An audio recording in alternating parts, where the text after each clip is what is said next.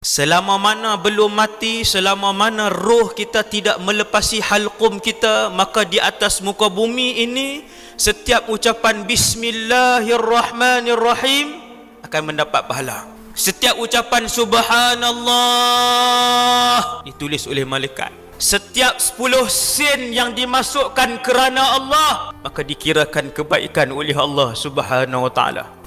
Maka ramai yang menyesal di malam pertama berada di alam barzakh.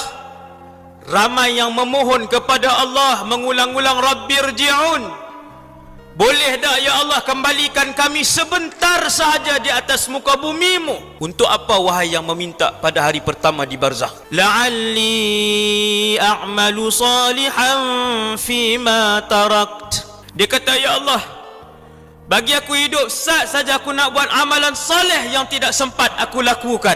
Lalu dijawab oleh Allah, kalla innaha kalimatun huwa qailuha.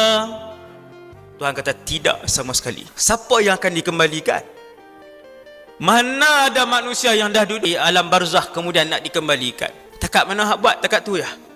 Wa min waraihim barzakhun ila yaumi yub'atsun. Allah Ta'ala kata, ni kita dah duduk alam barzakh, maka ayat ini dibacakan kepada saya yang hidup dan tuan-tuan yang hidup untuk kita mengambil iktibar, untuk mula mengisi keseluruhan kehidupan kita dengan ibadah dan mencari redha Allah.